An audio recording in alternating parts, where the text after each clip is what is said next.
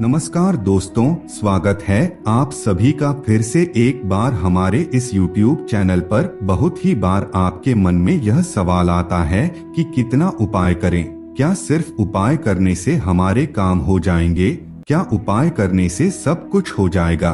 तो दोस्तों आपको बताना चाहेंगे बिल्कुल भी नहीं। यह बात हमने पिछले कई वीडियो में आपको बताया है कि केवल उपाय करने से आपका कार्य नहीं बनेगा, आपको अपने कर्मा को सही करने होंगे। पूरे ट्रस्ट और विश्वास के साथ अगर आप रेमेडीज करते हैं तो आपके जीवन में परिवर्तन आता है। ऐसे में दोस्तों आप अपने स्कूल के दिनों को याद कर सकते हैं, जब कोई बच्चा अच्छे अंकों से पास होता था तो उसकी तारीफ हर कोई करता था। उसके घर परिवार के लोग, पूरे स्कूल में उसकी चर्चा होती थी। सब लोग कहते थे कि यह बच्चा पढ़ाई में बहुत ही ज्यादा इंटेलिजेंट है, इसने बहुत ही ज्यादा मेहनत की, इसके जो गुरु है वह बहुत अच्छे हैं जिन्होंने इसे इतना काबिल और बेहतरीन बनाया।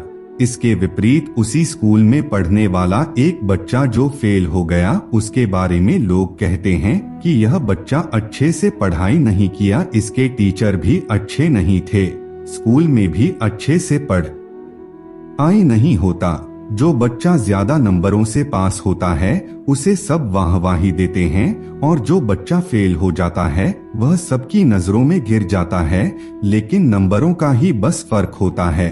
ठीक इसी प्रकार से आप जो भी रेमेडीज करते हैं उसका भी रिजल्ट कभी कभी अलग अलग टाइम में मिलता है। कुछ लोगों को किए हुए रेमेडी का फल 24 घंटे में मिल जाता है, तो कुछ लोगों को महीना 2 महीना लग जाता है, जबकि कुछ लोग साल भर तक अपने उपाय का फल प्राप्त नहीं करते। यह चीज निर्भर करता है आपके कर्मा पर और आप कितने विश्वास के साथ यह उपाय कर रहे हैं। इसी के साथ ही आपके मन में यह सवाल भी अवश्य उत्पन्न होगा कि अगर मन ही सकारात्मक होगा तो फिर उपाय करने की क्या जरूरत। तो दोस्तों इसे आप एक और उदाहरण से समझ लीजिए। जैसे अगर आप टीवी में कोई एक्सरसाइज योगा देख रहे हैं तो क्या आपका खुद का योगा हो जाएगा? बिल्कुल भी नहीं होगा। आपको उठना होगा, योगा करना होगा, तब जाकर के आपका कर्मा बनेगा। सिर्फ मन में पॉजिटिव विचार रखने से कुछ नहीं होता। पॉजिटिव विचार रखने के साथ साथ पॉजिटिव कर्म करना पड़ेगा, तब जाकर आपके जीवन में बदलाव होगा। यानी कि आपको पॉजिटिव विचार रखने के साथ साथ अपने आप को पुश करने की जरूरत है। हमारे जीवन में जो तकलीफें आती है वह हमारे कर्मास की वजह से ही आती है, तो आपको अपने कर्मा को ठीक करना है। अगर आपने गलती की है तो माफी मांगे, तभी आपको उसका पॉजिटिव रिजल्ट मिलेगा। उसी प्रकार से आपके जीवन में कोई समस्या है तो उसका उपाय करें, पूरे विश्वास के साथ आप उपाय करें, तभी आपको उसका अच्छा रिजल्ट मिलेगा।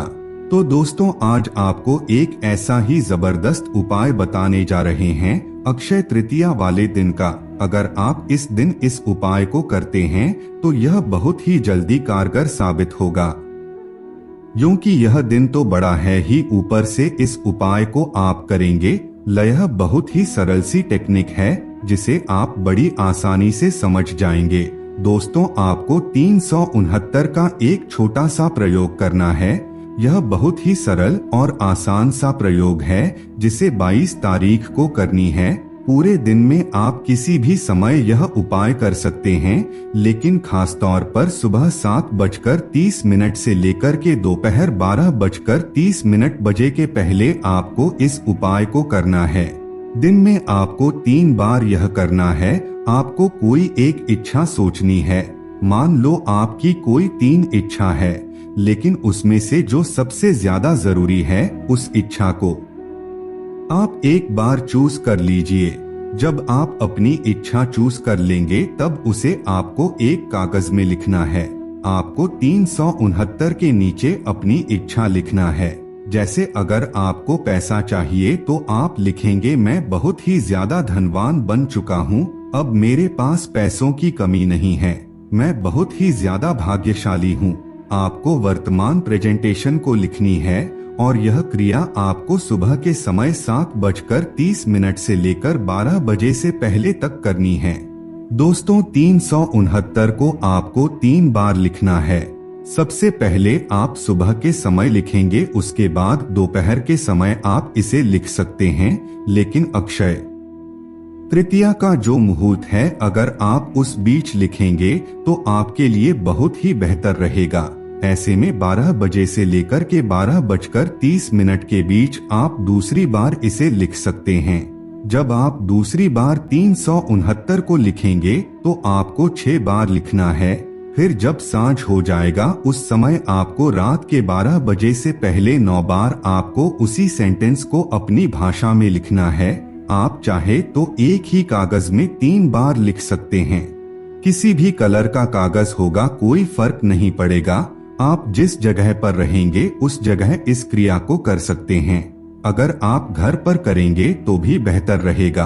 ऑफिस में है तो ऑफिस में भी बैठ करके आप लिख सकते हैं। जिस समय आप कागज में यह अंक लिखेंगे उस समय आपको अपने मन में सकारात्मक एनर्जी सोचनी है।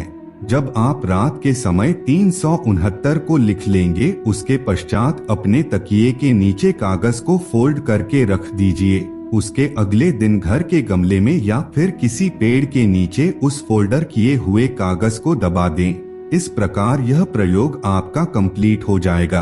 पूरे विश्वास के साथ अगर आप करेंगे तो आपको पूर्ण लाभ मिलेगा। इसमें किसी भी प्रकार के सूतक पातक का कोई फर्क नहीं पड़ता। इसे हर कोई कर सकता है दोस्त।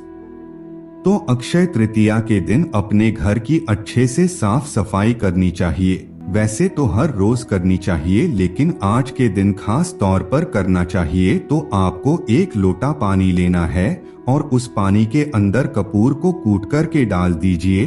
अगर आपके पास गुलाब जल या गंगा जल मौजूद है तो भी आप उसे डाल सकते हैं और बैठ कर के ओम क्लीम कृष्णाय नमः इस मंत्र को आपको कम से कम 5 बार जाप करना है। उसके बाद वह आपका पानी अभिमंत्रित हो जाएगा।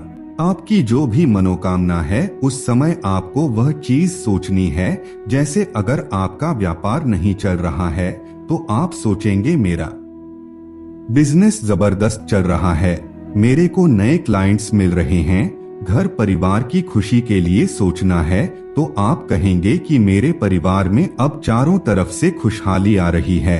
यानी कि आपकी जो भी मनोकामना है उस मनोकामना को आपको मन ही मन सोचना है। उसके पश्चात उस अभिमंत्रित जल को अपने घर के चारों कोने में छिड़क दें। इस क्रिया को आप पूरे दिन में किसी भी समय कर सकते हैं, क्योंकि आज अक्षय तृतीया का दिन बहुत ही शुभ है।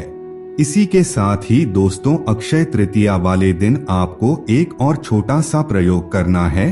अगर आप बहुत ही ज्यादा प्रॉब्लम में फंसे हुए हैं, आपका प्रमोशन नहीं हो रहा, गवर्नमेंट जॉब में जाना चाहते हैं, कोई भी दिक्कत अगर आपको अपने जीवन में आ रही है, मान सम्मान नहीं मिल रहा है, समाज में नाम रोशन नहीं हो रहा है, तो ऐसी स्थिति में एक गुड़ का ढेला ले लीजिए। उस गुण को अपने हाथ में रखकर आपको अपनी मनोकामना बोलनी है। उसके पश्चात उसे अपने आसपास के किसी गाय को खिला दें। अगर आप इस उपाय को करते हैं तो निश्चित रूप से आपकी परेशानी दूर हो जाएगी। तो मित्रों आज के लिए बस इतना ही। फिर मुलाकात होगी एक नए और ताजा एपिसोड में। तब तक के लिए नमस्कार।